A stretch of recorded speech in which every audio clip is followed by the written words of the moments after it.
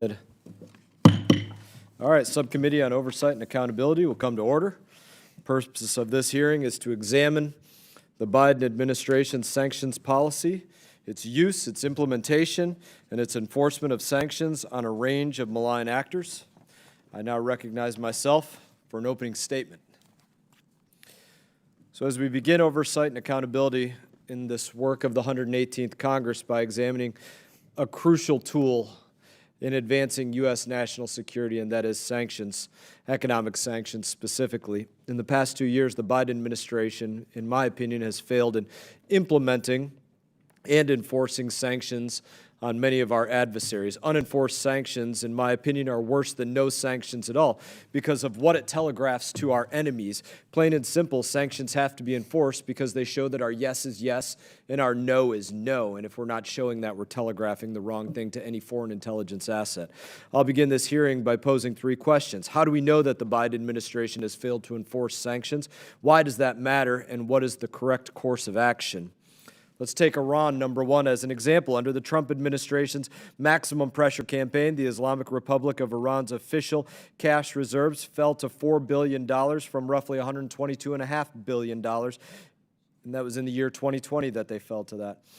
Under the Biden administration, it's risen to $41.4 billion. That's a 900% increase. On top of that, failure to enforce sanctions on Iran oil sector has allowed oil exports to surge to 1.3 million barrels per day. In South America, Venezuela President Nicolas Maduro has been able to milk the cash cow for the first time in many years. Chevron is exporting 100,000 barrels of crude oil a day to the United States every day, lining the pockets of a regime that had been cut off until it agreed to hold free and fair elections. Let's move to North Korea. North Korea has been allowed to launch a record number of missiles with few consequences on Kim Jong-un in 2022.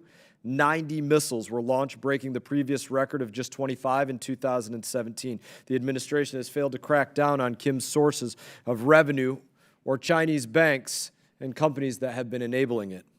Why does all of this matter? Because the U.S. is facing very real threats from China and Russia.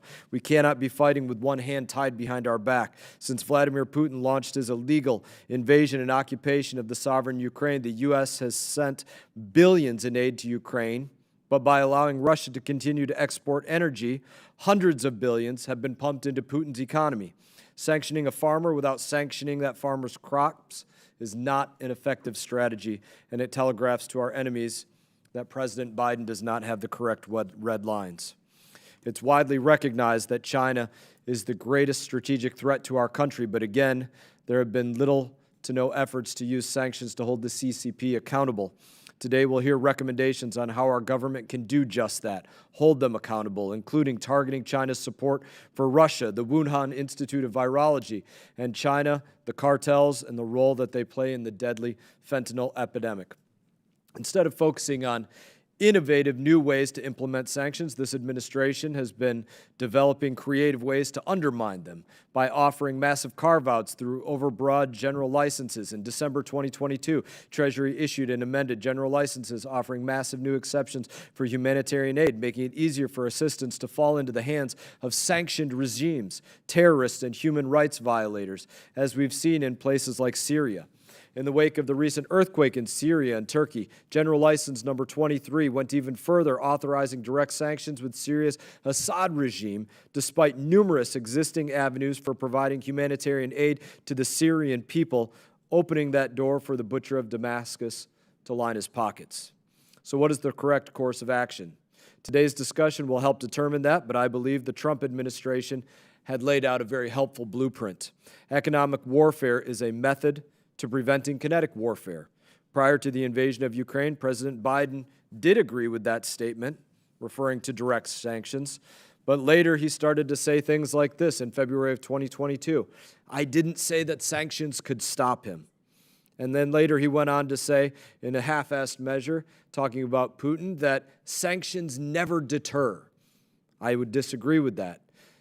As Mr. President, I would say this to you, sanctions never deter if they are empty threats. For 4 years, the Trump administration showed a clear path to success. Make sanctions match your words and lead from a position of strength. We've seen the impact of rigorous congressional oversight of sanctions policy, implementation, and enforcement in recent years. Congress has a duty to conduct oversight and push this administration to take responsibility and act in the best interests of the security of our United States of America and our people. And in that, I will now recognize the ranking member. The chair now recognizes the ranking member, the gentleman from Colorado, Mr. Crow, for any statement that you might have. Thank you, Chairman Mast, and thank you for calling this important hearing. In this subcommittee, we have a responsibility to examine critical issues of U.S. foreign policy and national security and the impact of those policies and decisions on our national interests. Our system of checks and balances places on us the responsibility to conduct intentional oversight of the executive branch, to improve policies and ensure compliance with the intent of Congress. So I believe in robust oversight, and I hope that we can work together in a bipartisan way to strengthen and improve the lives of Americans. With that, I'm pleased to get to work on this first hearing. The sanctions are a critical tool of U.S. policy that help us counter an increasingly complex range of threats, from the weaponization of energy to human trafficking to terrorism. Our sanctions are holding dictators like Putin, Xi, and Assad accountable, cutting off the illicit finances of transnational terrorists and criminal organizations, and imposing severe penalties on human rights abusers around the world. So in that sense, sanctions are a versatile tool. But this is not the 1990s. We have to recognize that the world is rapidly changing, and the challenges of effective sanctions are greater than ever before. The simple reality is that the global economy is complex. Our trading partners have many options, which require that sanctions be used as a scalpel, not as a sledgehammer. If we misapply them, they will be ineffective. So with this new reality in mind, the Biden administration has used sanctions to significant effect, making U.S. sanctions policies stronger, more coordinated, and more effective. Under President Biden's leadership on Russia sanctions, they've produced an unprecedented coalition of more than 30 countries imposing devastating costs on the Kremlin. Never before has the world seen such expansive and deep sanctions programs. And through effective coordination and diplomacy, has been able to leverage this tool in a way that we have never seen. They've also imposed expansive export controls against Russia and China to cut off their access to American products, software, and technologies. So recognizing the need for smarter sanctions, the administration has undertaken important reforms by implementing new guidance on licenses that allow humanitarian workers the ability to operate in the most volatile and challenging environments. Our sanctions policies are becoming more targeted and more humane. These license reforms are not only critical to ensuring that our policies are in line with our values, preventing our sanctions from exacerbating humanitarian crises in Syria, Afghanistan, and Yemen, and others, but they're also working to make them more effective. These reforms ensure that the oppressors, not the oppressed, are the ones paying the price, which is in our national security interest. But as with any policy, implementation is difficult. It is an art, not a science, as we all know. Bad actors are constantly finding ways to evade our sanctions, which is why it is so critical that our policies serve broader strategic objectives and work in concert with other tools at our disposal, including diplomacy, development, and strong national defense. I look forward to hearing from our distinguished witnesses on these important issues and thank them in advance for their insights and candor on how we can meet this complex and ever-evolving new world challenge. And with that, I yield back. Thank you, Ranking Member. Other members of the committee are reminded that opening statements may be submitted for the record. We're pleased to have a distinguished panel of witnesses before us today on this important topic of sanctions. Mr. David Asher is a senior fellow at the Hudson Institute.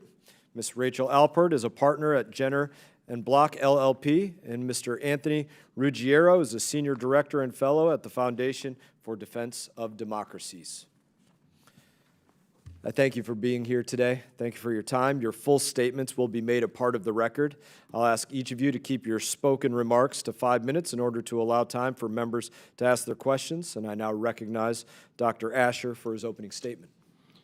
Good afternoon, Chairman Mast, Ranking Member Crow, and the other members of this distinguished subcommittee. It's a real honor, frankly, for me to be able to testify in front of the two of you especially, but also the other members. You have served your nation valorously on the fields of combat in different theaters of war. I had the pleasure of serving as a senior advisor to Special Operations Command while you were deployed in different capacities, and also worked for Central Command with General Petraeus and General Allen, and you were the tip of the spear, and you paid some prices for it, and I want to say I commend you, and we're going to do our best to use finance and economics in the future to replace some of the military effects that cost you and cost so many of your colleagues dearly. But I still feel it was worth the price. Today, in a personal capacity, I speak as an experienced practitioner of economic and financial warfare who's worked over the last 34 years in the U.S. government to advise on counter-threat finance campaigns against our main adversaries, terrorist groups and drug trafficking cartels. I want to speak poignantly and pointedly about our failure to have a sanctions regime at any extent against the People's Republic of China, which has a nuclear weapons program that's out to destroy us. That nuclear weapons program is operating here in the United States. There was a report recently issued by a group, I think it's called Strider Technologies, that outlined something called the Los Alamos Club, which is the Chinese Academy of Engineering Physics, i.e. the nuclear weapons program of China's penetration of Los Alamos National Laboratory, and many other national laboratories, as well as, I think, 12 universities we've identified at Hudson in our research. This has to be stopped. They're pointing a huge and growing stockpile of nuclear weapons at us to destroy us, and they've made that clear. I think that we need to at least use sanctions to try to stop them from taking advantage of their ability to buy stuff in the United States and transact through our banks. But let's face it, we haven't imposed sanctions against China over its likely willful creation and certain undercover export of COVID-19. I led the investigation into the origins of COVID-19 for Secretary Michael Pompeo at the State Department. We, 2.5 years ago, concluded it was a result of a massive lab accident combined with an even more massive cover-up. At this stage, can we at least sanction the infamous Wuhan Institute of Virology, its parent organization, its partners in the Chinese military, corporate subsidiaries, and key personnel? I'll drop a little bombshell for you here today. My colleague, who came in as our external science advisor on weapons of mass destruction related to biology, Stephen Quay at the State Department, Dr. Quay has recently concluded, based on metagenomic analysis of sequences posted by the Chinese on NIH's own servers, that there is clear evidence that the Wuhan Institute, in an unsafe lab condition, BSL 2-3, the so-called dentist office level condition, was not just working on COVID-19. Before COVID-19, it was working on Nipah and MERS. MERS is 35% roughly lethal. They were adding an ability for it to bind to human receptors so it could spread very fast between people. It can spread, but it can't spread fast naturally. So that's total gain of function research, absolutely outlawed. Nipah, 60% deadly. You want to end the world? This is a pretty clear way to do it. They were doing this in the fall of 2020 in the wake of the pandemic. As far as I know, they're doing it right now today, and none other than the infamous EcoHealth Alliance up in New York is still funding the research on behalf of the National Institutes of Allergy and Infectious Diseases. I think this needs to end.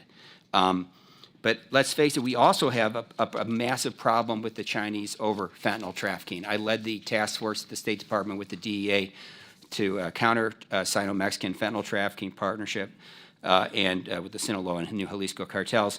We haven't even sanctioned the Mexican banks that we know harbor the leadership finances of Ismael Garcia Zapata Garcia, the leader of the Sinaloa cartel, and other members. But we have many more things to sanction, including the Chinese banks that are receiving billions and billions of dollars of the drug money, and the Chinese network of communist Chinese resident in the United States who are laundering the money. Frankly, I'd also like to underline, in line with Chairman Mast, your point, there's much more to be done on Russia. I worked on that. I can illuminate just how much the sanctions skirting continues. I have 5 slides that I'd like to submit for the record that sort of outline this. If you have time to take a look at them, I'd appreciate it. Without objection. And I guess the core lesson I just want to say at the end here is we need good financial intelligence, we need verification of compliance of sanctions, and we need an interagency action plan and an absolute top-down approach to breaking the bank of these adversaries. Thank you. Thank you, Dr. Asher. I now recognize Ms. Alpert for her opening statement. Chairman Mast, Ranking Member Crow, distinguished members of the House Foreign Affairs Oversight and Accountability Subcommittee, thank you for this opportunity to testify before you today. I'm here to share my personal views on the use, implementation, and enforcement of sanctions. My views are informed by my prior work as an attorney at the State Department under both Republican and Democratic administrations, and my current work advising multinational and companies and international NGOs on sanctions compliance. As my written statement reflects, I believe that sanctions are a critical tool in our foreign policy arsenal, but they are not a silver bullet. Sanctions alone don't end wars, topple dictators, or stop terrorists. But when used appropriately, they can make a meaningful impact towards promoting our foreign policy and national security. Today, I want to focus on 3 key areas that are important to effective sanctions implementation. First, the role of sanctions in the broader foreign policy toolkit. Second, the importance of tailoring sanctions to the challenges they aim to address. And third, the value of multilateral sanctions implementation and enforcement. When assessing sanctions as a tool of foreign policy, we look at the overarching goals and range of levers used to achieve them. In addition to sanctions, these tools include diplomatic engagement, foreign assistance, import and export controls, even threat of force. Determining the right mix of these tools in each particular case and how sanctions fit, as the administration has done in response to the coup in Burma and Russia's illegal war on Ukraine, is key to an effective sanctions policy. It also means explaining sanctions clearly and publicly so that the foreign policy objectives are understood, serving as a foil to disinformation about sanctions' reach and impacts. To this end, it's important to calibrate sanctions to align with foreign policy priorities. This is done through considered targeting of sanctions actions and through intentional authorizations. When authorizations aren't clear to those operating in heavily sanctioned environments, there is a chilling effect on desired activities, both by those carrying them out and by third-party service providers needed to implement them. The Biden administration's implementation of humanitarian and associated general licenses provides an important example. It has long been U.S. government policy, regardless of the administration, to authorize activities in furtherance of U.S. government programs and specified NGO activities in sanctioned environments. Such licenses allow for disaster relief, for democracy building, education, development projects, and environmental programs. In December 2022, under U.S. leadership, the UN issued Security Council Resolution 2664, which provides an exception from UN sanctions programs to allow for the timely delivery of humanitarian assistance or for other activities that support basic human needs. OFAC subsequently implemented this resolution domestically via authorizations across sanctions programs. These authorizations allow for a more orderly assistance response, and they counter anti-sanctions narratives by showing that U.S. economic sanctions should not prevent the provision of critical assistance. Such clear communication turns the focus in times of crisis instead to actors who are preventing the flow of aid to their own populations because of barriers they create and their corrupt practices. Finally, as espoused in Treasury's sanctions policy review and evidenced through UN humanitarian licenses and the Russia response, the administration has prioritized multilateral action in both the implementation and enforcement of sanctions where possible. Given the range of global challenges at our doorstep, Congress and the executive branch have the opportunity now to increase the efficacy of sanctions towards U.S. foreign policy goals. Congress can ensure that all sanctions authorities provide for presidential waivers so that the U.S. has flexibility to respond quickly to changing circumstances. We also need increased U.S. government sanctions implementation resources commensurate with the increase in sanctions. In addition, the U.S. should continue expansion of sanctions diplomacy and sanctions-related technical assistance. Multilateral sanctions are the future and will allow us to more effectively tackle global challenges. Finally, the development of a clear foreign policy and national security strategy, including when and how the administration will seek to apply sanctions, would promote these goals by fostering greater cohesion and consistency in the use of sanctions among the many levers of foreign policy. Thank you. Thank you, Ms. Alpert. I now recognize Mr. Ruggiero for his opening statement. Thank you, Chairman Mast, Ranking Member Crow, and distinguished members of the subcommittee. Thank you for the opportunity to address you today on this important issue. My testimony is informed by my previous work at the State Department, the Treasury Department, Senator Rubio's staff, and the White House National Security Council working on sanctions and nonproliferation issues. My written statement reviews what I call the axis of sanctions evasion, where North Korea, Russia, China, Iran, and Syria work together to undermine U.S. sanctions policies. In many ways, China and Russia lead this new axis, the former serving as a shopping market for illicit items and financing, and the latter in service of its war in Ukraine. In each instance, the overall goal is to disrupt the preeminence of the U.S. dollar and America's foreign policy and national security. I provided 16 recommendations in my written testimony for improving sanctions policy implementation and countering this coalition of sanctions evaders. The good news is that the United States has a range of available tools to address these challenges. Senior officials from the Treasury, State, and Commerce departments engage with other government officials and the private sector on the dangers of aiding this coalition. The Biden administration benefits from the bipartisan nature of sanctions and export controls enforcement and implementation, and Congress can provide additional resources and authorities to expose and target sanctions evaders. On North Korea, limited nuclear deals have not stopped or rolled back Pyongyang's nuclear program, and U.S. sanctions on the Kim Jong-un regime have atrophied since former President Trump pursued summit-level diplomacy in 2018, even though Congress passed 3 North Korea sanctions laws in 2016, 2017, and 2018 by overwhelming bipartisan majorities. The Biden administration deserves credit for building a diplomatic and financial sanctions coalition to increase the costs on Moscow and its allies for the Ukraine war. But Putin can fund his war machine based largely on oil exports.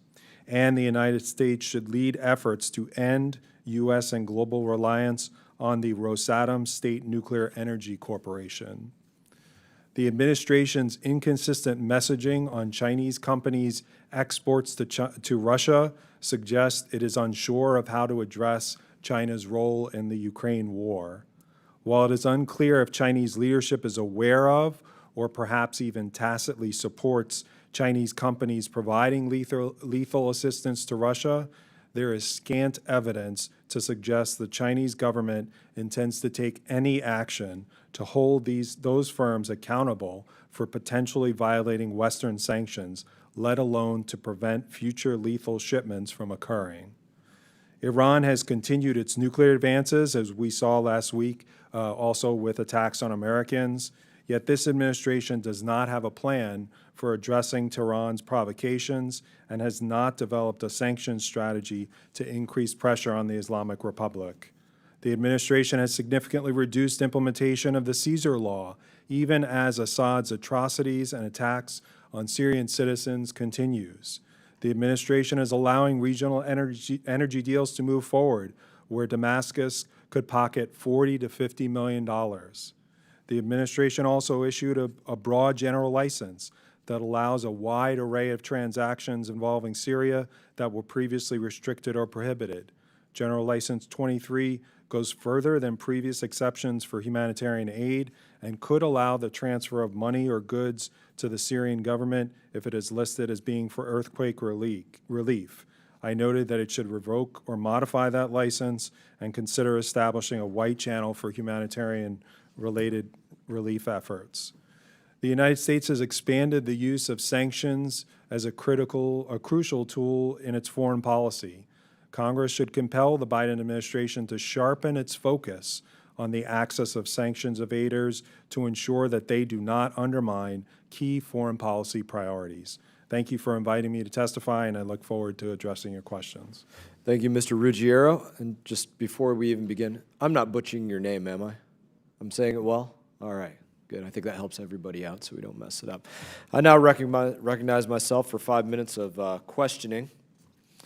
And I want to Make this simple and straightforward in my questioning. I'll alert you right now. I'm going to start on my right and work my way left so y'all can prepare. I'm going to start on the right because you've prepared a comprehensive list in your analysis of sanctions that you believe to be important.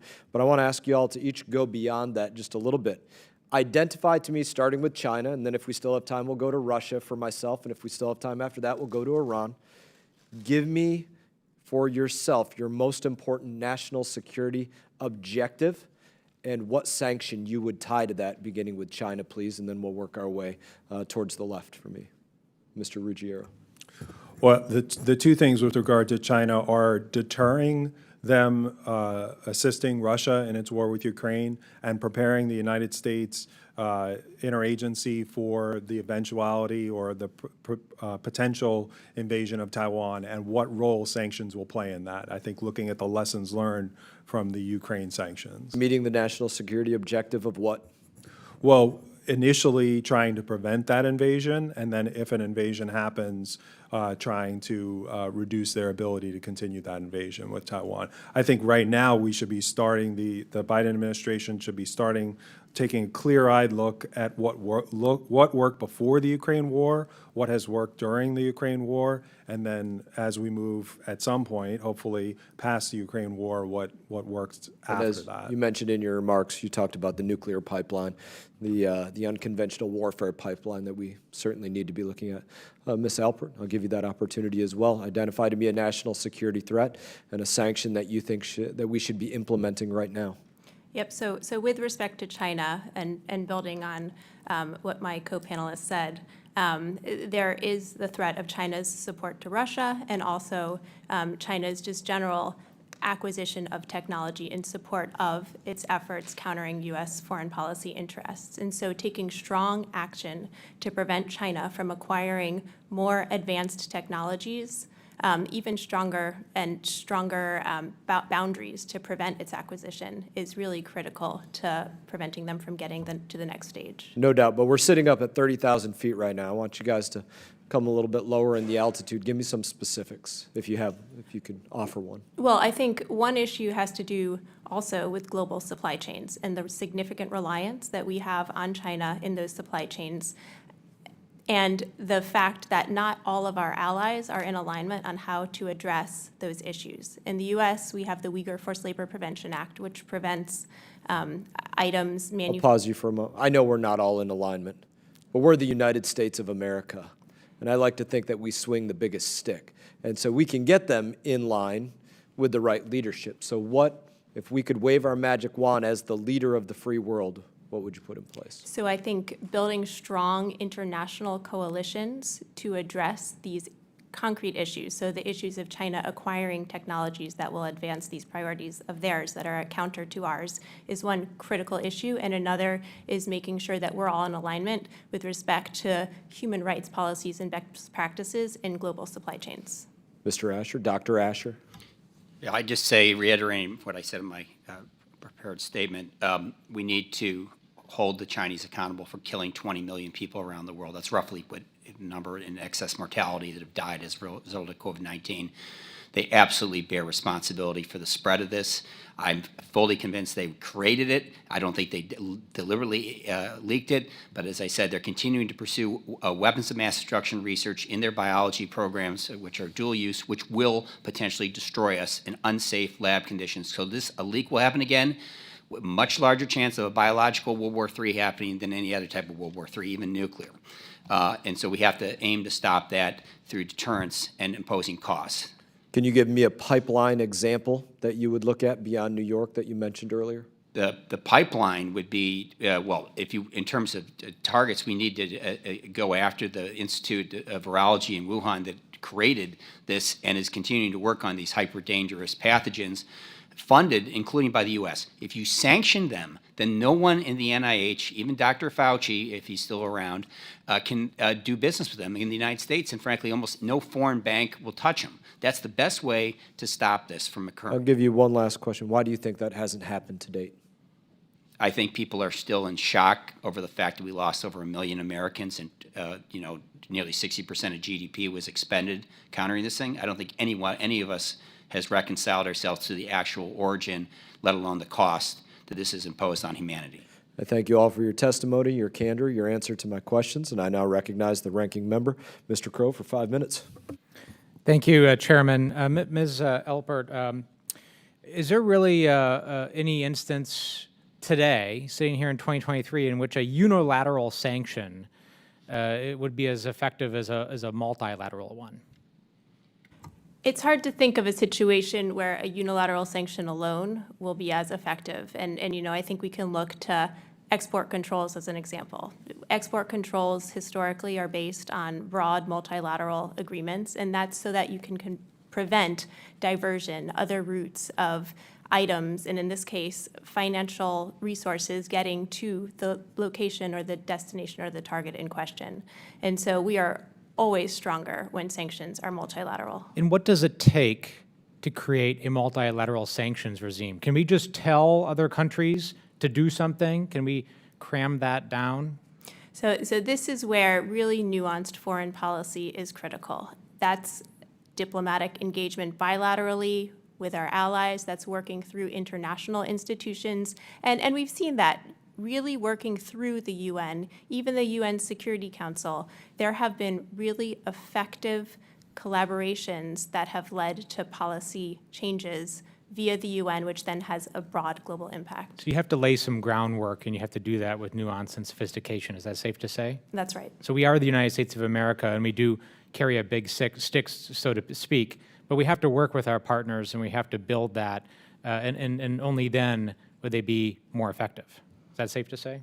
That's right. And, the way that we do that most effectively, from what I've observed, is by leading in international organizations, regional bodies, and bilaterally with our allies. Thank you. Mr. Ruggiero, you had made a comment about sanctions implementation and more resources, and I actually couldn't agree with you more, right? It's one thing to pass a sanctions regime, but it's another to actually implement it. So would you say that implementation is as important as passing and imposing sanctions? Yeah, yes, I agree. I think implementation of sanctions, when it comes from enforcement, usually from some of our law enforcement partners in the government, but just as important is, I know a lot of people, when we talk about sanctions, don't like the term whack-a-mole, but that's sometimes exactly what it is. The U.S. takes an action.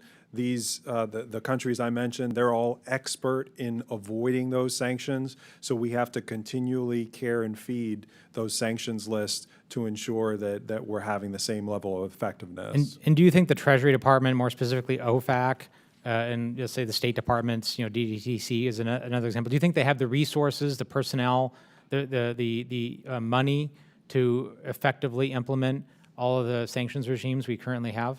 Well, and there's so many others that we could have mentioned, right? Commerce Department, Defense Department, there's a whole long list. The one main criticism I have of Treasury's sanctions review is that it was a Treasury sanctions review, and it was not led by the National Security Council. It should have been a whole of government approach. That would be something I would recommend that the Biden administration do. It's been tried by the Trump administration and the Obama administration before them to have a sanctions person at the National Security Council. Generally, that person has not been of a sufficient high enough rank and has not led really a review of sanctions policy. I would recommend that as something that then the administration can come back to Congress and say, this is the type of resourcing we need to accomplish our goals. So if Congress were to allocate more resource, more funding for personnel, that would be helpful in your view? Personnel, sometimes it's computer, all the way down the line. But I would suggest that it would start with the administration. What are their goals, and then what are they missing to achieve those goals? And it has to be a whole of government approach. Dr. Asher, in your time in government and working in sanctions, you're familiar with the low, medium, and high confidence when the intelligence community creates an assessment, right? Yes, I am. So something is low confidence, it's less reliable than a medium or high confidence. Actually, not necessarily. I know it sounds strange. It's it's just a question of the volume of information, usually low confidence in the wake of the war in Iraq and the mistakes intelligence played there. But would you, let me ask, would you rely on a low confidence assessment in the same way you would a high confidence assessment? No, but I would. Okay, do- that's all. I yield back. Thank you. Thanks. Thank you, Ranking Member Crow. I now recognize Mr. Mills for 5 minutes. Thank you, Mr. Chairman. Thank you all for being here today. I wanted to ask a couple of questions, if I may, which is, first, can the administration enforce secondary sanctions against Chinese banks facilitating evasions without causing systemic harm to the American financial sector and the global economy? Anyone's fine.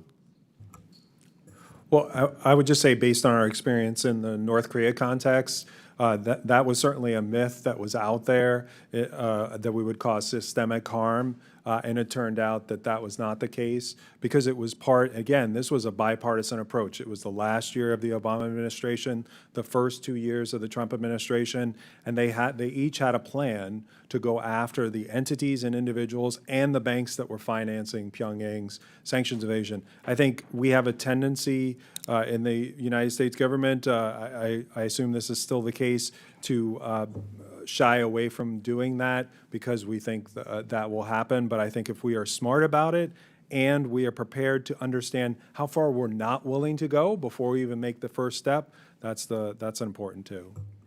I would just add to that, building on that point, I think the targeting of any sanctions actions just needs to be very carefully considered, because which entities get targeted, what banks might get sanctioned, that impacts the degree and what sort of impacts in the global economy it would have. Thank you so much. And if I may, this is directed to you, Mr. Asher.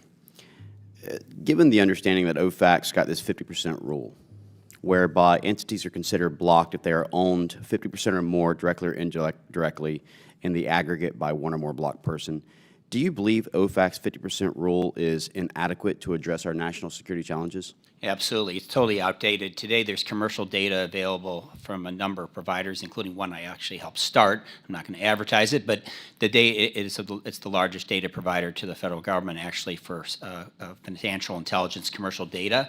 So you can follow the sanctions pretty much 24/7 in terms of their implementation, because companies will change names, as Anthony mentioned, like we change clothes. But we can follow them through the commercial registries of hundreds of countries that are online today. And therefore, there should be no 50% rule. It should be totally eliminated. It's not needed. And if I may, just staying with you, I wanted to follow up. Do you feel that there is a lack of sanction enforcement based mainly on resource issues? I think it's resources and will. I mean, you asked about China. We have absolute grounds related to the killing of 100,000 American kids due to fentanyl to go after the Chinese banks in Hong Kong primarily that are laundering billions and billions of dollars. I would have no issue sanctioning a major Chinese bank. We could always lift it after a period of a month if they came back into compliance. We also can use a non-sanction-based remedy, which I've used before, called Section 311 of the Patriot Act, which will just cut them off from the U.S. dollar and its maximum application. We need to draw the line somewhere. I worked on HSBC Bank in the cartel financing that they were doing for Sinaloa. The fact we gave them a pass because the world financial crisis lives on in the hearts of bankers as a sign that we won't pursue them.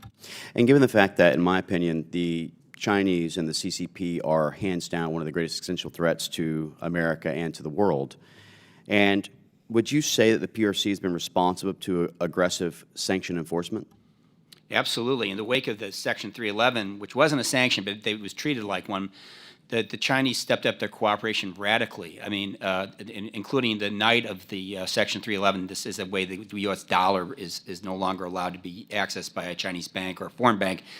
The Chinese central bank governor called me on my home phone line in Chevy Chase and said, we want to make a deal. What can we do to get out from under this cloud? That was a pretty clear indication that the Chinese government was willing to do something. Only under the threat of force, though. And just quickly, Ms. Asher, do you think that the PRC would go to the mat for Russia or North Korea, or could you foresee enforcing secondary sanctions against the Chinese escalating to any type of an armed conflict?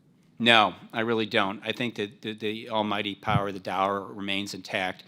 And the Chinese know that. I think that we need to be basing it on evidence, though. I think law enforcement combined with sanctions is the best way. So not just our intelligence, it should be based on evidence, and that gets at the previous question. And just quickly, with the last remaining seconds, Mr. Ruggiero, same question for you, sir. Well, again, we only have small sample sizes, but in the case of North Korea, when we did go after China's, help with North Korea, the Chinese responded in a positive way. Thank you so much. With that, Mr. Chairman, I yield back. Gentleman yields back. I now recognize Mr. Allred for 5 minutes. Well, thank you, Mr. Chairman, and thank you all for being here. I appreciate your testimony. I think the sanctions are an important tool in our toolbox. They can help us influence some behavior, but Ms. Alpert, as you noted in your testimony, it's not a silver bullet, and they're best done multilaterally. I'm wondering, though, whether there's a lot of recent scholarship arguing that sanctions are less effective than they maybe previously have been, maybe because we're no longer in a unipolar world. There are now other options, I guess you could say. What do you think in terms of modifications to our use of sanctions is the best way for us going forward to actually influence behavior without impacting the populations of some of these places that maybe are not deserving of some of the pain that we want the decision makers, for example, to feel? Yeah, so I thank you very much, Congressman, for the question. I think one of the key elements of effective sanctions actions is clear communication. We need to make sure that it is evident from the outset what purpose a given sanctions action is meant to achieve, and also what changes in behavior would cause that action to be lifted. That, in conjunction with careful targeting of sanctions so that they are intended to avoid unintended consequences, and also so that there are authorizations in place to clearly allow the activities we want to continue to do so, are all key features of an more effective sanctions implementation. Of course, multilateralism is necessary too, not just in the sanctions themselves, but in the exceptions. Because if organizations are operating on the ground in challenging environments that are heavily sanctioned, then they need to know that an exception that applies in the United States also applies to their donors from Europe and the United Kingdom and other countries. Yeah. Thank you. What about permanent sanctions? That sounds to me like what you're describing is something that if we're communicating clearly, we have set goals. If sanctions last beyond a certain duration, does their effectiveness decrease, in your opinion? Yeah, well, I think sanctions that are stagnant are not particularly effective. That said, it's hard to put a set duration on what an effective sanction is because, sometimes sanctions are a lever, right? And if you 20 years later get to the negotiating table with a foreign adversary and removal of sanctions is a real possibility, then sure, it might be effective there. You need to weigh that, though, against the real consequences to those who are living under sanctions, especially comprehensive sanctions regimes, and assess whether, in the broad scheme of things, is this sanctions regime really the most effective way still at getting at the foreign policy goals that were the underpinnings of the sanctions at the get-go? Yeah. One of my concerns in the global South is kind of our, I guess you could say, competition, strategic competition for hearts and minds. That we both want to discourage, for example, coups and activities that we know violate our values, but that we want ultimately the people in the global South to look to us for our way of governance, for values, to not maybe be forced into the arms of the Russians or the Chinese. Looking at the global South and some of the ways that we're trying to both have in place, I think sometimes targeted sanctions for certain activities, but also maybe invite U.S. Foreign investment into some of these areas. How can we work with and communicate with U.S. businesses and corporations that are trying to navigate these sanctions and navigate the risk for them being involved and making some important investments that could potentially help us advance our brand, I guess you could say? Yeah, well, I think it's all quite situation specific. Each different environment's going to have a different mix of what might be effective, but a few features kind of are consistent in things that do work. And one is stability, knowing that your operating environment is going to remain relatively the same and that the authorizations that are in place will continue. And also providing reassurance to, for example, the financial institutions that are necessary to fund rebuilding and assistance and all of those activities, that they're not going to run afoul of sanctions or other prohibitions in supporting those works. Thank you. Yeah, I yield back. Thank you, Mr. Allred. I now recognize Mr. Waltz for 5 minutes. Thank you, Mr. Chairman. Thank you, all of you, for coming today, and thank you for your very good work that I try to follow and read, particularly from FDD as much as I can. Look, we know that Iran continues to evade sanctions. We know that the exploitation of Iraq's government and financial system is one of the ways that Iran has invaded these international sanctions, and despite sanction waivers issued for the Trade Bank of Iraq, Iraq remains heavily dependent on Iranian energy. So I think first question to Dr. Asher and Mr. Ruggiero, from your perspective, how's the Biden administration's lack of sanction enforcement on Iran impacted the stability of Iraq?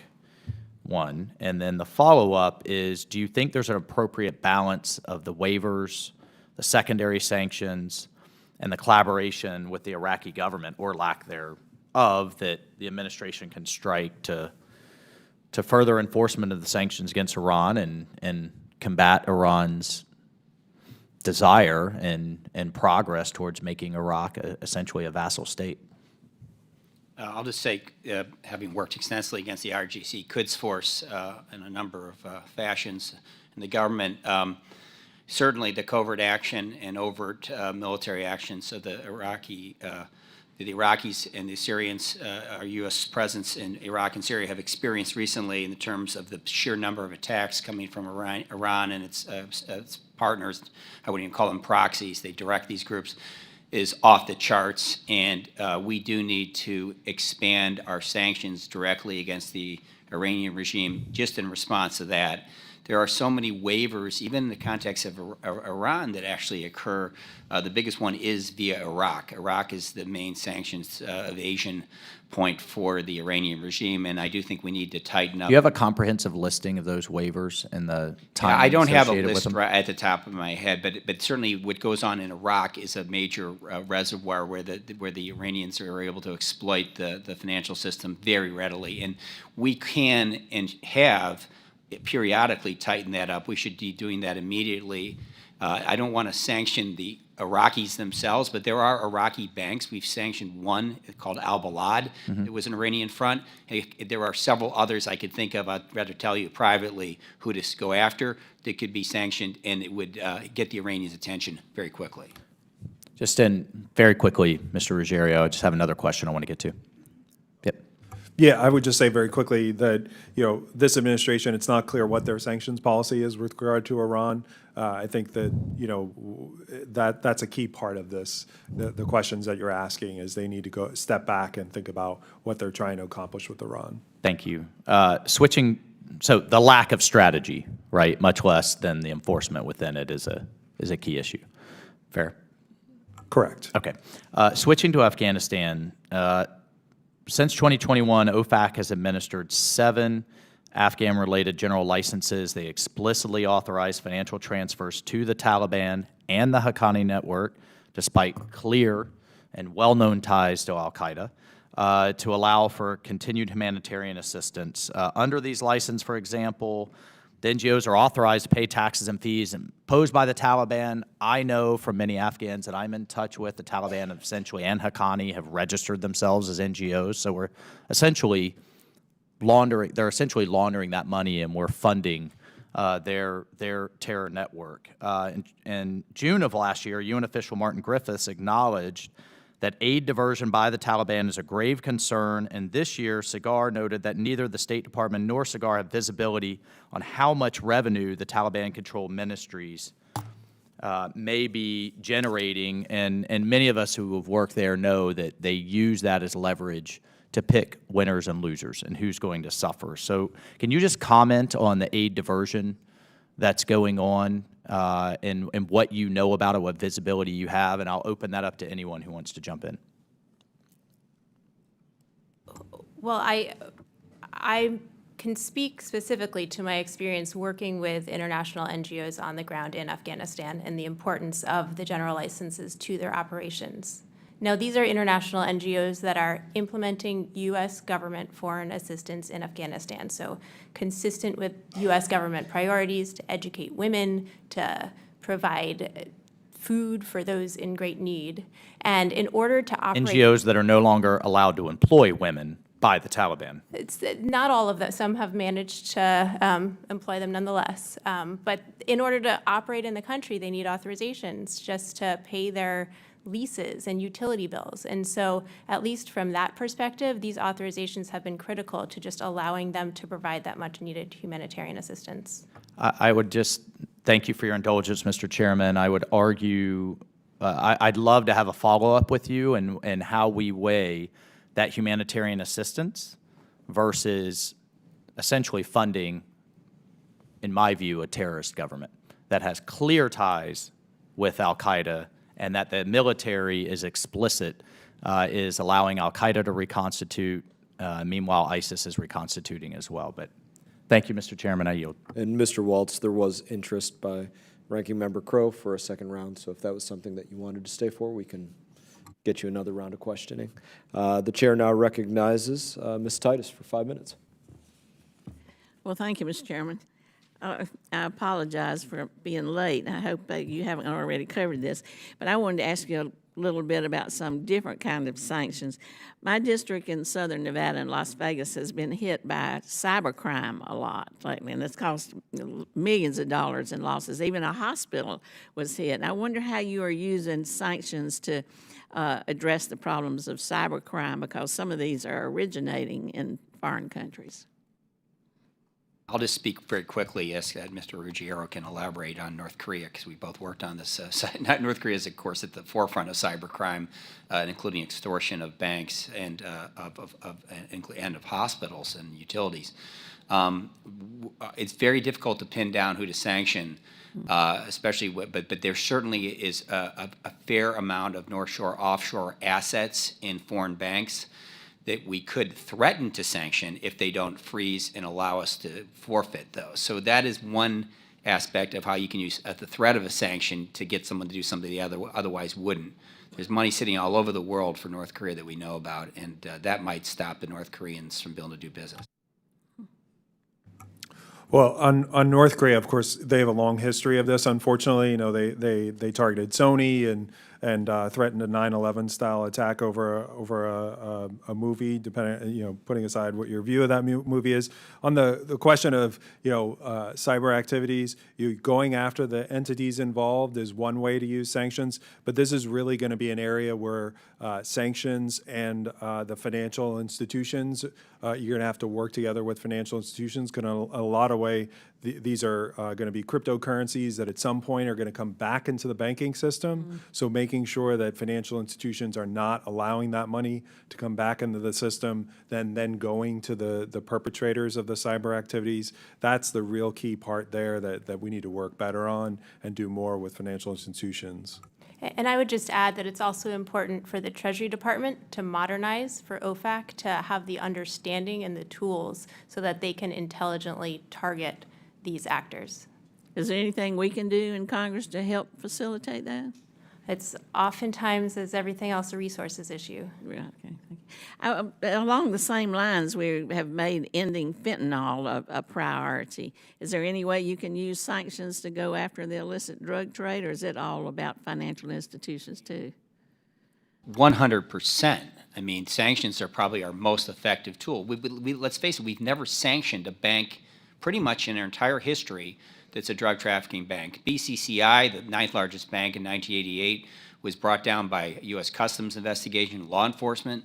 We've never taken a full-bore sanctions approach, whether it's against a Mexican bank that's holding the accounts of the Sinaloa cartel leadership, Chinese bank that's laundering the money for the 14K triad, which is selling the chlorfentanyl to the Mexicans to make fentanyl. I mean, it would be a nice area to start, and I think it would have a lot of effect. It's about drug business is a business about making money. Well, this also gets back to what we talked about earlier in terms of China. If we're unwilling to move up the chain inside of China to include entities and individuals and potentially banks, then the effectiveness may not be there. So before we move down this pathway, we need to make sure that the United States needs to make sure that they are prepared to understand how far they're willing to go. And then also in conjunction with sanctions, we need effective law enforcement capabilities. We need, work with our allies internationally because this is a global problem. We've got conventions that counter various forms of drugs. These are tools at our disposal in our foreign policy arsenal to also help address this issue. Well, thank you. Maybe we can work on some of that. I yield back. Thank you, Ms. Titus. Chair now recognizes Mr. Perry for 5 minutes. Thank you, Mr. Chairman. Thank you, ladies and gentlemen, for your testimony. Dr. Asher, we talked to Secretary Blinken recently, at least I did, regarding the known illicit bioweapons program conducted by the Chinese Communist Party and the military in conjunction with the Wuhan Institute of Virology.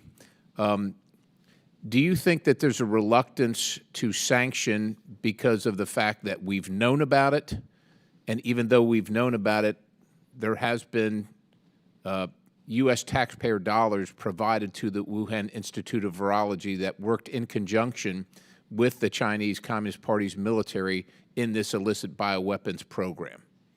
Well, I mean, when I first started the investigation at the State Department into what happened in Wuhan with COVID-19 and became aware of the extent of military funding, I can say that I've actually visited the Wuhan Institute of Virology back in the late 90s when I was at the U.S. Embassy in Beijing, and we were toured around by military people. So, I don't think things have changed as much as our intelligence community. They seem to have forgotten more than they ever really knew, especially about dual-use research of concern, okay? The Chinese were engaged in very dangerous virological experiments involving coronaviruses, and now, as I explained earlier, Nipah, massively deadly, MERS. The idea was to try to stop these if they ever would evolve in nature, but when instead the military was covertly funding that, we declassified that information, and the goal was to make biological pathogens which would be useful as weapons in the future, provided there's a vaccine. And there was a vaccine program for COVID-19 going on across the street from the Wuhan Institute, the Wuhan Institute of Biological Production, which is its partner institution, which gave me high confidence that the military had a dual-use intention that was malevolent related to that facility. So, but do you think that the United States is reluctant to sanction based on that history that you just described? Yeah, our own analysts at the State Department has come out. They were scared of us opening a can of worms that might bite us somehow, or a Pandora's box. And I said, that's not the Secretary's concern. And I went to him directly, and he said, go ahead and investigate. If we're the problem, we need to unsmoke what we're doing. So since there is every bit of at least circumstantial evidence that the pandemic originated at the Wuhan Institute of Virology, or certainly with the CCP, or if nothing less, that they hid the origins of it and made it more difficult to determine the origins of it. It didn't come from a pangolin. It didn't come from a bat. It didn't come from a raccoon dog. It came from them. Do you see any reason whatsoever to not sanction the Wuhan Institute of Virology or the Chinese Communist Party in that regard? We should be sanctioning them and their parent organizations, their partners, and their proxies and personnel. They should be cut off from their ability to transact with the United States, receive U.S. funding forever. What they've done is imposed what could have been the end of the world. But I guarantee you, with the work they're doing right now, is 10 times more dangerous, or 1,000 times more dangerous than they were doing before. So there's actually, would you contend then that there's actually a greater threat at this time, because we've essentially allowed them license to continue? We don't even call it the Wuhan flu or the Wuhan virus. It's not something like Ebola or the Spanish flu. We call it COVID-19, And part of the reason we do that is because of the propaganda of the Chinese Communist Party that called people that wanted to identify it correctly at the time, they called us racist and xenophobic and so on and so forth. Do you think it's actually counterproductive at this point, to our great peril, to not be sanctioning them? It's absolutely counterproductive. There's no cost. We literally 60% of GDP in fiscal and monetary stimulus to offset the biggest decline in GDP that exceeded any year in the Great Depression in 2020. Let's not forget what happened to our economy. Negative 12% GDP disaster. I mean, 60% of stimulus. Why do you think we have inflation today? I'm sure your constituents are interested in that. Thank you, China. That's the problem.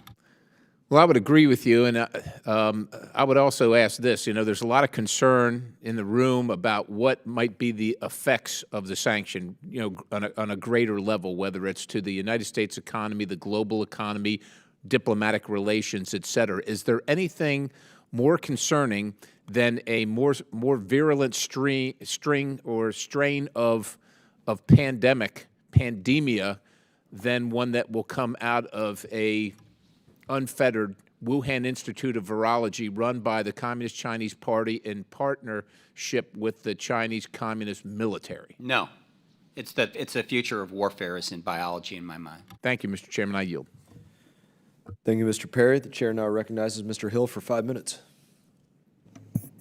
Thank you, Mr. Chairman. Appreciate this hearing. This is something that we should always put at the forefront, which is evaluating how our sanctions regimes are working. Since the Obama administration, we've just been a sanction-oriented government. Every troubling situation seems to be, demand a new sanction. So my view is that that's good, but if we don't enforce them, what value are they? If we don't have our multilateral partners also imposing sanctions in a similar way, what success is that? And I think North Korea is certainly a terrific example of that over the recent years, with not a lot of help on enforcement in that particular part of the world.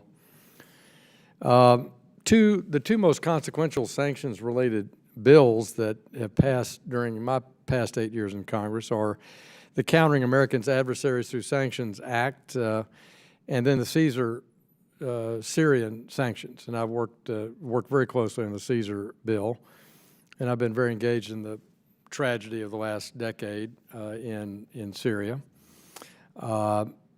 Assad is clearly one of the most dangerous people in the world. And when Secretary Blinken was here last week, I asked him why we were tolerating Arab League member countries potentially, reestablishing diplomatic relations with Syria. I think that's a terrible mistake. But the good news is that the NDAA included my Captagon Act bill in it, which just yesterday, and I'm pleased to have a small victory in the last few days, the Treasury Department and the United Kingdom jointly began sanctioning Syrian nationals connected to the Captagon trade using the Caesar sanctions. And I like the fact that we're partnered, as I say, with another one of our major partner countries, because I think that gives a lot of credibility and potential for success that way. Let me start with Dr. Asher. What's your assessment of how the executive branch has used sanction authorities in this administration? With great scale and scope, but with an adequate effectiveness and enforcement, to get to your question and your point you made. I mean, again, people, as all the experts here on this panel can attest, they changed their name, they changed their something, and they dropped their ownership below 50%. That was a very important question that was asked earlier. If you don't change the rules of conduct for implementing these sanctions and then establish a clear verification and compliance mechanism for sanctions like we have for arms control, where we're flying satellites over weapons, missile silos and stuff all the time, we're never going to be effective in achieving our aims. And by the way, thank you for your work on Captagon. I worked as the co-lead on DEA's Project Cassandra into Iran, Hezbollah, Syria, drug trafficking, and it is a most definite a key source of support for the Syrian regime. Yeah, I mean, hundreds of millions of dollars fueling Assad's war machine against his own people, threatening the region, being a partner to Russia and Iran. I mean, it's an appalling situation. And now he's a drug kingpin. But the State Department last year did not name Syria as a transnational drug nation. Should they have, Ms. Alpert? I haven't specifically studied Syria's role in the transnational Yeah. drug trade. Dr. Asher, should we have named Syria? Absolutely, we had him nailed. It's Absolutely, pretty- if we so had I Assad asked personally Secretary nailed Blinken about that last 2011 week. in the transshipment of multi-ton loads of cocaine through Damascus. It was tied to Hezbollah's terrorist wing that was killing American soldiers in Iraq, and you know, we absolutely had grounds to actually indict him. And we failed to do that because the DOJ doesn't want to go after state leaders who are criminals like Assad. Well, I hope we link it in the United Nations mechanism on the war crimes, because this is money directly tied to the Assad regime and the Assad military producing Captagon, poisoning the very countries that want diplomatic relations. Go figure that one out. Because if those dollars are connected, and they clearly are, then I think we can use the mechanism process in taking him to court, you know, as a transnational drug criminal in addition to being a murderer. Secondary sanctions, got a few seconds left. Who wants to talk about China secondary sanctions? It's, you know, China for $600. Okay, you're up. Well, sure. I mentioned it before, but, you know, we have one example when it comes to the North Korea. In 2016 through 2018, it worked, going after Chinese companies, Chinese individuals, Chinese banks, because there was a plan there cut across the Obama and the Trump administrations. It can work if we have a plan, if the United States knows how far they're willing to go, and they execute that plan. Good. I thank you, and I thank the panel. Thank you, Mr. Chairman. Yield back. Thank you, Mr. Hill. The chair now recognizes Mr. Burchett. Thank you, Mr. Chairman. I'm sure y'all got up this morning and thought, this is just going to be like on television. All the cameras are going to be around you, and people will be asking you really informative questions, and the press will be very honest about your opinions. But then you got up here and you realize it's just not that. So anyway, let's see, I'll make sure I got my names right. Ruggiero. How do you say Ruggiero, Mr. Ruggiero? Is that it? Ruggiero? All right. Well, Burchett gets slaughtered pretty regular too, so don't worry about it. It feels like the administration is kind of reluctant to enforce some mandatory sanctions against the Chinese entities enabling sanctions invasions by Russia and North Korea. I want to address some of the narratives underpinning that reluctance. Can the administration enforce secondary sanctions against Chinese banks facilitating evasions without causing systematic harm to the American financial sector and the global economy? Absolutely, but I think as a starting point, it would be great if the administration targeted the networks inside of China. They have designated North Korean individuals inside of China operating, but not the networks inside of China. So they're clearly just going after one small node of a larger network. So they have some work to do there. Was the PRC responsive to aggressive sanction enforcement? We only have one example, a small sample size, but they have been in the past. And part of that is making sure you have a full plan of how to do it and then executing that. I'm not sure who to address this to, but maybe Mr. Asher. You look kind of lonely over there. Would the PRC go to the mat for Russia or North Korea? And could you foresee enforcing secondary sanctions against the Chinese escalating to armed conflict? I mean, I don't think on Russia they're going to go to the mat. On North Korea, they are at the mat. They've been using North Korea assiduously for years. I worked extensively in the intelligence community among my many other jobs, 7 times in and out of the government, on North Korea operations and North Korea-related intelligence activities. And we saw that. We just, Anthony Mr. Ruggiero can also amplify that the North Korea's Namcheonggang nuclear proliferation network that built the reactor in Syria that was for the Iranians to build nuclear weapons back in 2007, which was taken out by the Israelis, was moved. All that whole program existed right through Beijing. Okay, so the Chinese knew what was going on. We informed the Chinese what was going on, and they said, "Oh no, nothing's happening." But we knew they knew. It continues. China uses North Korea as a partner and a proxy to destabilize our alliance system and our allies in Northeast Asia. as well as, I believe, to proliferate weapons. I think what happened in Syria when our team showed up there and we found Chinese blueprints for nuclear weapons in the Gaddafi's compound, I think that was a clear indication that there wasn't just a North Korean supplying weapons components for a nuclear weapon to the Libyan government, but it was Chinese fingerprints on it as well. You mentioned, Mr. Asher, that you can illustrate the holes in the sanctions against the CCP. Could you elaborate on that? Yeah, well, I mean, quickly? the holes are everywhere. We have no sanctions on their weapons of mass destruction program. I mean, I have no idea why. Their program is overtly designed to undermine and destroy us. That's what they say publicly. Xi Jinping just gave a speech on it the other day. I mean, you got to take the guy seriously. I also think we need to use sanctions to deter against a conflict with Taiwan. But frankly, the CCP is buying nuclear weapons components in the United States, sucking talent out of Los Alamos and Oak Ridge and other national laboratories. This is all public. What's not public is even worse. Who is sucking out of Oak Ridge? The Chinese Academy of Engineering and Physics is the center of the nuclear weapons program in China. It recruited over 120 people, apparently, at Los Alamos National Laboratories in the last 25 years. Wow. Quickly, what impact would the sanctions against the Wuhan Institute of Virology have?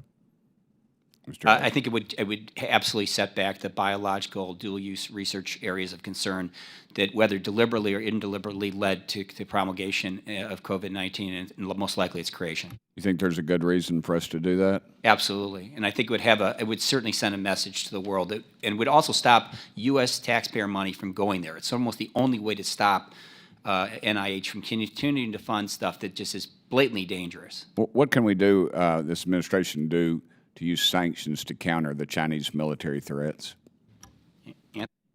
Just jump on it, either one of y'all. I think we just need to say these are the nuclear, biological, chemical programs in all the hundreds, if not thousands, associated companies, and we need to hit them with one large blast of sanctions. And I think it would need congressional legislation to do that. It should be much like the work that was mentioned earlier against terrorism in Iran itself as a regime. Thank you. Mr. Chairman, I'm over my time, but out of my 19 meetings today, I believe this has been the most informative. Number one in our hearts, Mr. Burchett. 435 on the chart. That's right. Chair now recognizes Mr. Moran for 5 minutes. Thank you, Mr. Chairman. Anthony, would you actually pronounce your last name for me? I want to get it right. Sure, it's Ruggiero, but Ruggiero. I'm good either way. I know, and I appreciate that, but I want to get it right. It's very important. I want to ask you a couple of questions, and then Dr. Asher, come to you. Mr. Ruggiero, you mentioned earlier in testimony, I think you said something to the effect of, before we start sanctioning banks as it relates to the cartels, the U.S. needs to decide how far it is willing to go. I think it was a quote you said. What I want to ask you to begin with is, in your opinion, how far should the U.S. be willing to go to stop the fentanyl epidemic? Right. I don't want to give the impression that we shouldn't go to the banks, but I know when we have these conversations, that's usually where the conversation starts in terms of secondary sanctions. But there's a lot that comes before that in terms of targeting the networks, sometimes targeting key individuals and companies. There can be a deterrent effect where you don't even have to actually get to the banks eventually, because, as was mentioned earlier in some of the testimony, is that you do the entities and individuals, and then you're sending public and probably very stern private messages to the Chinese about potentially, not in specifics, but potentially what is coming next. And the hope, of course, is that they're going to react to that, and that they're going to decide that helping, in this case, the cartels, in other cases, North Korea, is not worth losing their access to the U.S. financial system. So are there efforts short of the sanctioning banks, like targeting the networks and the key individuals in these entities that you just discussed, that we need to be taking and undertaking at this point? Yes, I think as long as you have a strategy of where you're willing to go. I mean, the other thing I failed to mention is that sometimes in these processes, the U.S. government might threaten that they're going to do something, but they actually know they're not potentially willing to do it. So let's make sure we don't actually threaten that. For example, if this administration is willing to go after Chinese banks, in this instance or in other instances, after they go after entities and individuals, they can send a very stern private message to China that potentially could be coming next. Other than just our willingness to impose those sanctions, are there any conditions preceding that you would say need to be satisfied before we start going after these networks, these key individuals, and these entities? Well, I would imagine we've already had these public and private conversations with China on this issue, many of the other issues we're talking about today. At some point, if the Chinese are not reacting to those public and private stern messages, then using this tool and beginning to move up that escalation ladder is warranted. As the provider of the global reserve currency, do unilateral U.S. sanctions have an outside impact relative to the rest of the world? What do you think, Mr. Ruggiero? I know this question was asked earlier about unilateral sanctions, and I think financial sanctions is the one area where the U.S. Has an advantage because of the U.S. dollar. Of course, we want sanctions to be multilateral when they can be effective, but in a lot of ways, the United States is the leader, and especially with a Security Council that essentially is ineffective in this space because of China and Russia, the United States really has to fill that gap and be willing to push our allies to do more on the sanctions front than they would otherwise be comfortable with. Switching gears just for a moment, I hope I can get to you, Dr. Asher. Unmitigated ship-to-ship transfers of oil and other goods are enabling Iranian and other Russian oil sanctions evasion. What more could the administration be doing, either unilaterally or with partners, to detect, prevent, or deter those transfers?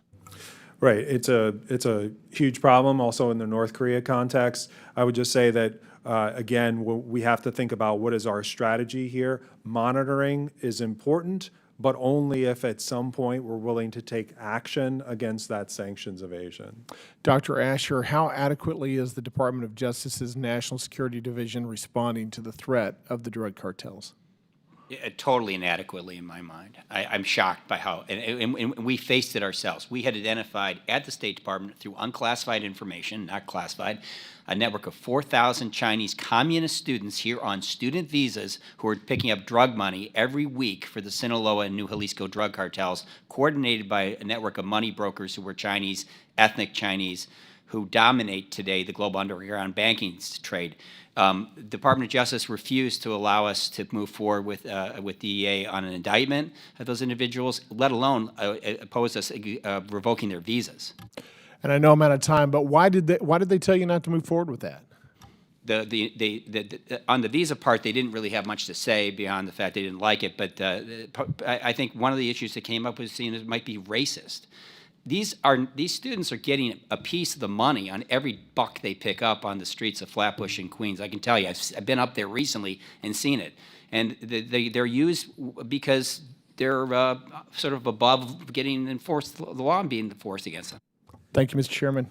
I yield. Thank you, Mr. Moran. Y'all are interesting. People have requested a second round of questions with y'all.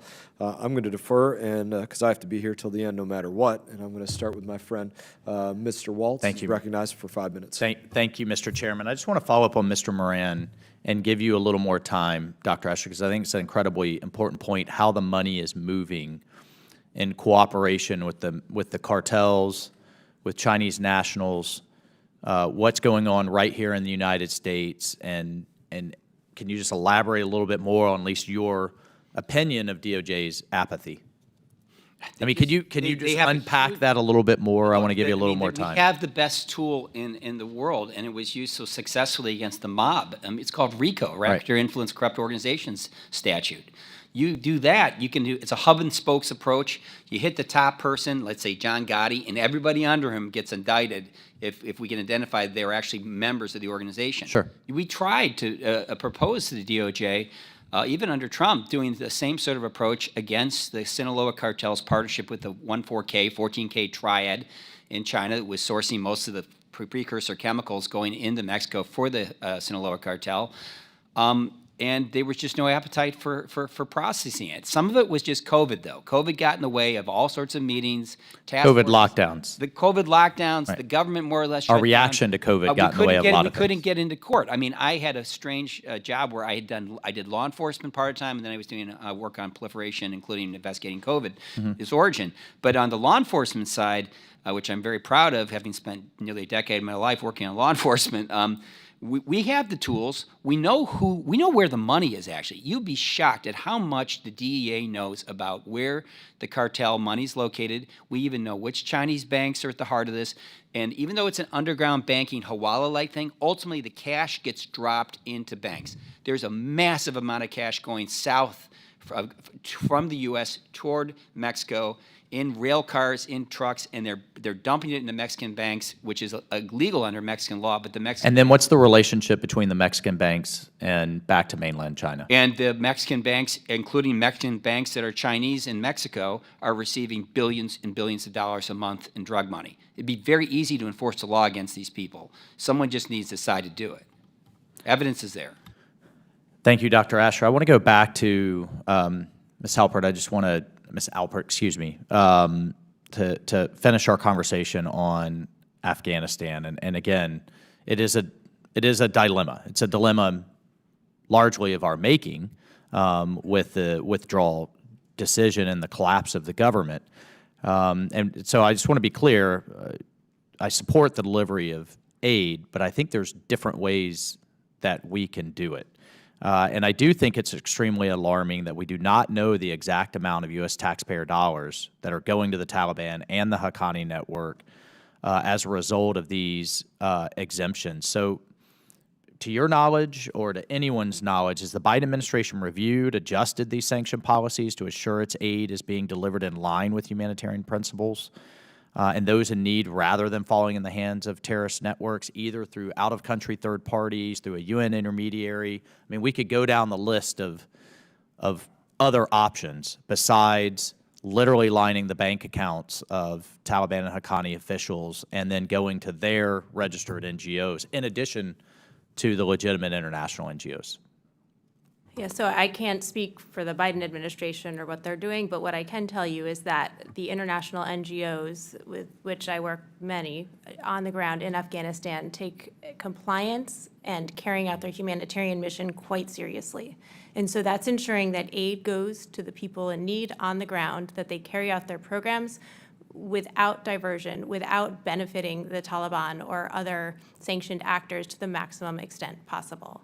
There are reasons when you're operating in a heavily sanctioned environment like this that, there might be payments that need to be made to keep the lights on, to have a location where you can, carry out your work. But the real mission and real efforts and activities of these organizations that I've worked with on the ground are really I just want to give the implementation of assistance. I got it, and their assistance needed, but I know, and we are going to get delivered to this committee, Mr. Chairman, information of Haqqani and Taliban bank accounts that are aligned before it ever gets to the Afghan people. Any comment, Dr. Asher? Well, I mean, again, I've done a lot of things in my career. One of them was work on Afghanistan. I led the Haqqani network targeting effort from a counter-threat financial standpoint. You're absolutely right. I mean, but they've been doing this NGO thing for 30, 40 years.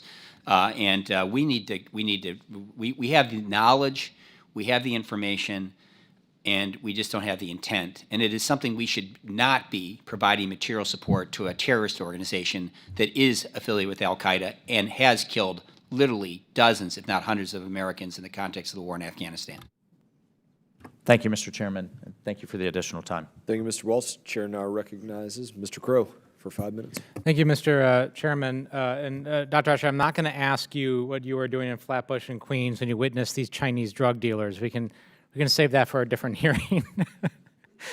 I did want to pick up on the Afghanistan line of questioning.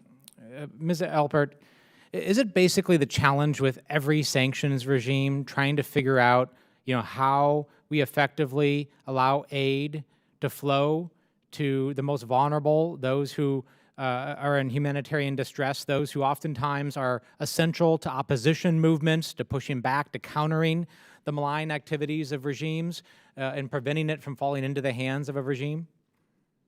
It is, and there are organizations that have great expertise working in these incredibly challenging environments and have done so for decades and have built really strong and effective compliance systems and programming operations to the maximum extent possible to minimize diversion in that way. So it's your opinion that this is possible to do in Afghanistan? It is. It's not to say it's not an incredibly challenging environment, and ultimately when you're working under sanctioned government, there will be challenges. But those challenges need to be weighed against the very real need and the U.S. government's national interest in ensuring that humanitarian disasters don't propagate around the world. And are those challenges static, meaning are they the same year to year, or do they evolve because the world changes, because regimes change, because conditions change? They evolve all the time. I mean, there are disasters all the time. And, I think one way I look at this is we've got sanctions in place as a barrier. We also have foreign assistance restrictions, and also notwithstanding authorities. And so many of the authorities that, Congress historically has allowed assistance to be provided, even when there are foreign assistance restrictions in place, are consistent with the carve-outs to sanctions that OFAC has also authorized. And is that reality that conditions change and things have to evolve, is that built into the process? Is there review of these sanctions? Are we receiving information and tweaking enforcement of them as we go? It's important to do so, and we saw this along the way in Afghanistan as international NGOs and those working on the ground there really communicated with the administration about the challenges they were facing and the lack of ability, essentially, to function in the country because the authorizations weren't clear enough. And so in response, we saw the Biden administration issue various general licenses so that these organizations could continue their important work in Afghanistan. I'd like to talk for a moment also about the risk of sanctions. There's been a lot of discussion today about the benefit of them, which is very clear. They can be a very useful tool, but they can backfire. I'll just use the example of the Global South. Some of my colleagues were talking about the challenges of engaging in the campaign for the hearts and minds in places like South America and Africa and South Asia and other places. If we don't do this right and intentionally, is it possible that we impose sanctions and we actually drive some of those emerging economies and developing societies away from us into the arms of our adversaries? Certainly, and this is why it's so important to carefully target sanctions and make sure that they're not overly broad. And we've seen this to a degree. One example under this administration, there were sanctions applied in Ethiopia, and they explicitly did not include the 50% rule so that they wouldn't have inadvertent, unintended consequences, at least to the maximum extent possible. So in your experience, we are taking in that to account. We're trying to make sure they are narrowly tailored yet effective. So we are engaging, we're moving people towards us, but also penalizing the malign actors. That's the goal, and I have seen effective communication about the goals behind individual sanctions actions. The last question for you, Ms. Elpert, is Russia. The fact that in the last year, we now have a coalition of 30 countries that have imposed sanctions on Russia across a variety of industries, but we had to declassify information, engage in diplomacy, and then create a coalition and sometimes allow Europe to lead, sometimes lead ourselves. Is that a model, do you think, for future sanctions regimes? I think it is, and I think it really strengthens the U.S. ability to implement and enforce sanctions in the future. The fact that we have this model of being able to effectively impose really strong and broad multilateral sanctions outside of the UN Security Council when the UN Security Council is effectively not functioning. Thank you. I yield back.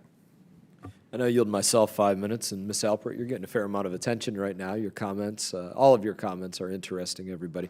But I want to touch on something else that you brought up. And you mentioned the importance of preventing China from acquiring certain tech. I think this is something that we can all agree with. I would say every bit of tech. I wouldn't even specify certain.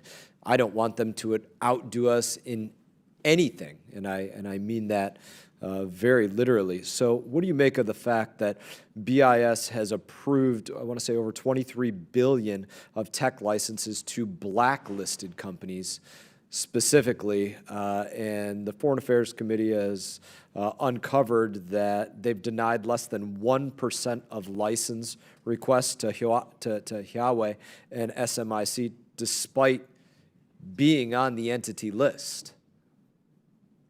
Without knowing the specific nuances of each license denial, I can't comment on the specific actions, but what I can say is that the ability to license is also important. So if we want to, and we should at times take really broad sweeping sanctions or export control actions, licenses add nuance and they create the ability to be much more flexible with our foreign policy. I can't comment on the specific licensing decisions. But do you find that today, right, looking at today, 2023, you find that acceptable to give Huawei licenses, to not deny, to approve 99% of them instead of denying 99% of them? Without more information on the substance of the license applications, I can't comment on whether or not it is a policy that makes sense. I'd pass this over to Dr. Asher and Mr. Ruggiero to expound upon this and approving 99% of their licenses I think it's a in today's poisonous world. precedent. The whole Huawei affair has been really mishandled. We made this dramatic arrest with the Canadians of the daughter of the founder, who was basically their chief operating officer, and of course she's made her way back. The whole China task force that the FBI had has sort of collapsed. It was decommissioned under Biden. I have no idea really why. These are issues to which do resound in the mind, I know, of President Biden strongly, given his actions on semiconductors.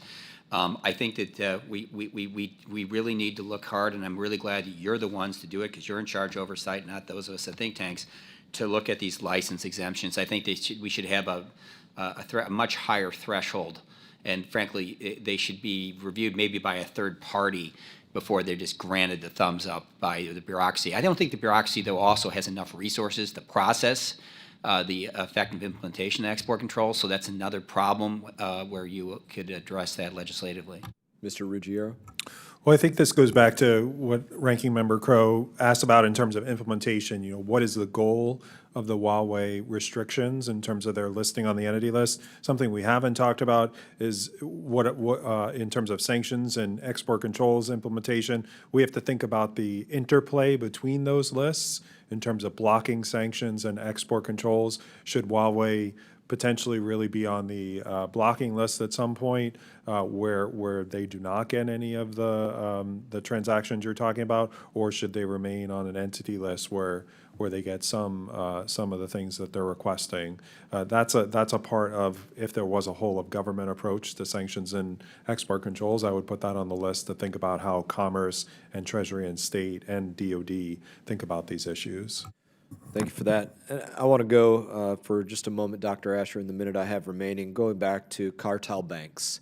And if you can, just walk us through the secondary and the tertiary effects that you see of going after these cartel banks, which I'm very interested in and see great value in. But I'd love to have you play that out. I'm very confident that having gone after several banks in my career, including Hezbollah's main bank, Lebanese Canadian Bank, which had nothing to do with Canada, but had a lot to do with Iran and Hezbollah, if we were to use a criminal approach combined with sanctions against one or two of the main banks in Mexico that we know hold the money for the Sinaloa cartel leadership, it would have a dramatic effect on all the banks in Mexico and their willingness to do business with the Sinaloa cartel leadership.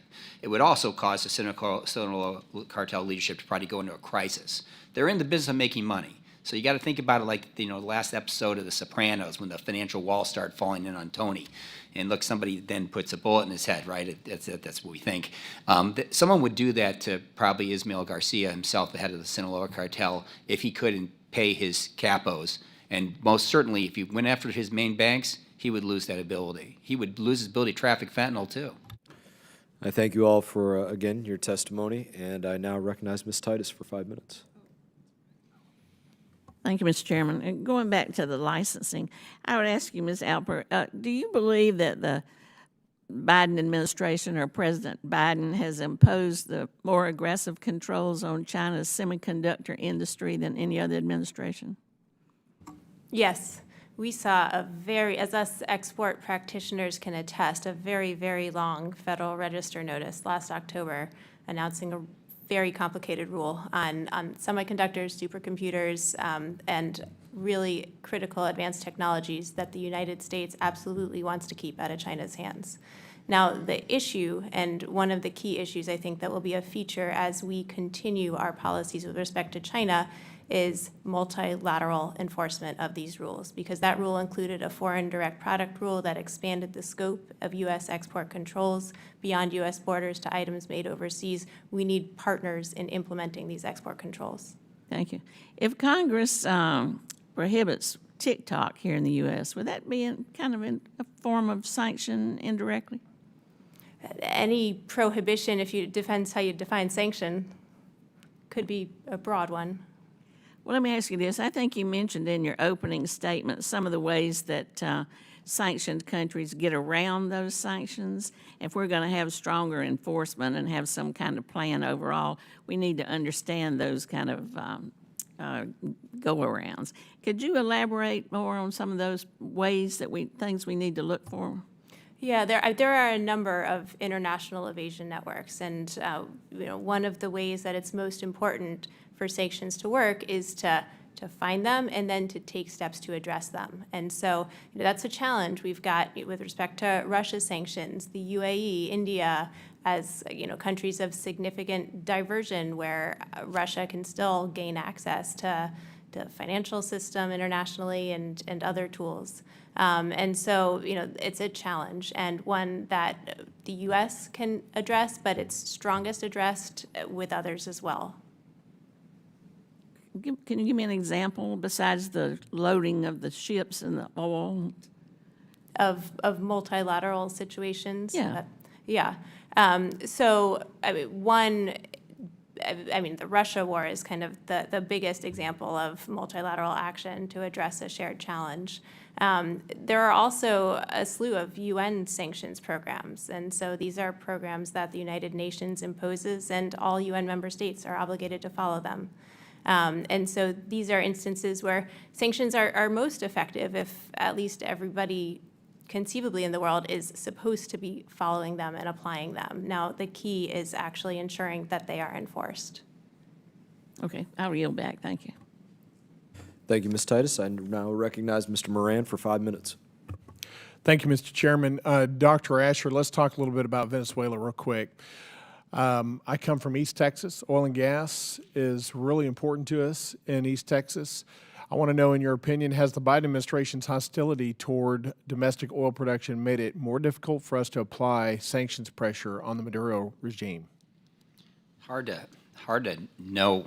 I can't understand what they're doing with their oil policy, frankly. I think that it's certainly, the idea that now we've impaired our oil and gas industry so severely, and as you know, because your constituents can tell you, regulation's gone through the roof. My family's been in the oil and gas industry just totally separately for 70 years, roughly, so in Amarillo, Texas. I know I don't sound like I'm from there, but we have friends there. And I can tell you the regulations have gone crazy. So it's very difficult to do fracking. It's very difficult to do exploration. But now we're going to go and buy oil from Maduro? I find that just beyond fatuous. That seems like where the policy's heading. And lift sanctions against this criminal who's, by the way, the main flow-through point for cocaine into the world, including right here in the United States, is Venezuela. It comes out of the Andes and Colombia, but it goes through Venezuela. I agree, and a lot of my constituents agree with that analysis as well. Mr. Ruggiero, has the administration's use of overbroad general licenses such as GLH regarding the JCPOA and GL23 with Syria undermined congressional intent, in your opinion?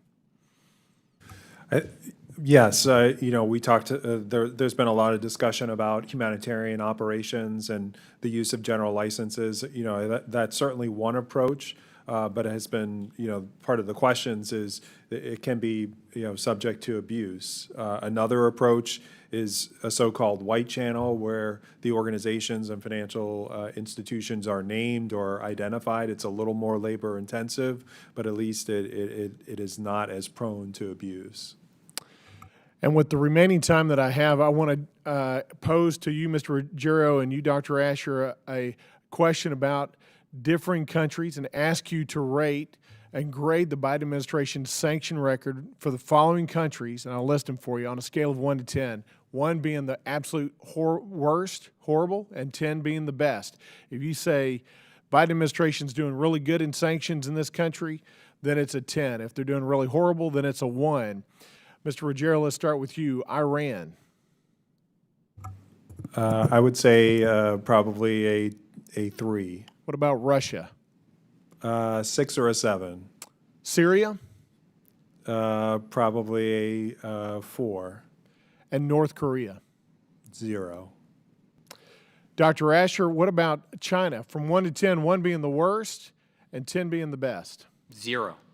There's no sanctions regime against China. How about Venezuela? It's probably about a 4. It's but the enforcement stinks. And then finally, ending where I started my conversation earlier, and that's with the drug cartels. Dr. Asher, as it relates to the drug cartels, would you rate the Biden administration's sanction record either a 1 or a 10 or somewhere in between as it relates to how good they're doing, 1 being the worst and 10 being the best? Well, I'll just go into negative math. Less than 0 would be my view. And I'm not hostile to President Biden, but I don't understand his lack of use of financial force against these cartels. What I hear from you is that there's a lot of work that can be done and should be done with respect to sanctions against those entities and those countries that are working adversely to the interests of the United States. We need to be steady, we need to be strong, and we need to be strategic in the way we impose our sanctions. That's simply not happening. Thank you, gentlemen and ma'am, for your testimony today. I yield back. Gentleman yields back. This will conclude. I thank the witnesses for their valuable testimony. The fact that we went a couple rounds is evident to the fact that what you were saying was interesting and valuable to everybody. The members of the subcommittee may have some additional questions for you all witnesses, and we ask that you do respond to them in writing. I now recognize Mr. Crow for any closing remarks that he may have.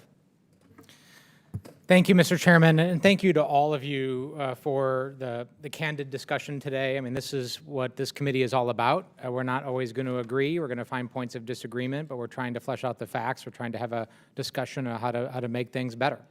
But the bottom line here is this is not our grandparents' world anymore. The world has changed. It's complex. It's evolving. Our trading partners have options, right? The developing world has options. And as much as we like to talk about, the power of the United States, which I believe in, and I do still believe that the United States has great power and great influence in the world, and the world is far better off when we wield that power for good. But we have to do it differently.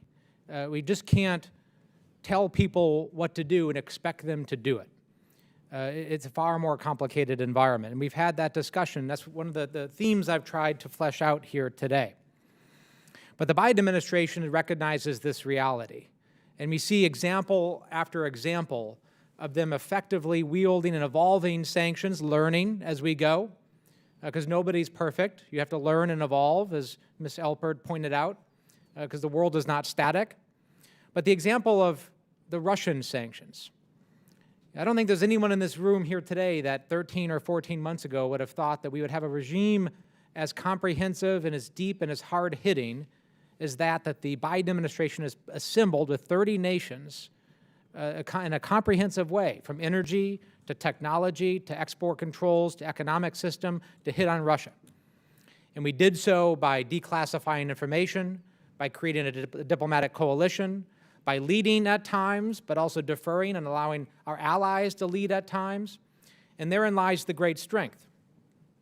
By getting aggressive on China with the semiconductor industry, and looking very hard at other ways in which we'll continue to get aggressive on their malign behavior. By understanding the reality of Afghanistan, that we are tied in so many ways to the Afghan people. Me and the chairman are tied to the Afghan people. Right? And we can't allow them to suffer, but we also have to allow sanctions to hit the Taliban and al-Qaeda and other malign behaviors, and that's hard. And as we heard today, that is the challenge of sanctions. How do you actually implement them to achieve the effect? And it's not easy. If it's easy, everybody would do it. Yet this administration is attempting to do something that's very hard and learning and evolving and doing a phenomenal job.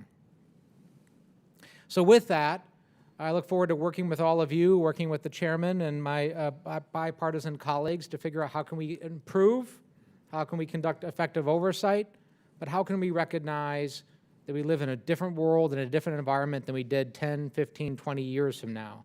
And it's going to require a greater degree of sophistication than we've ever been able to wield before.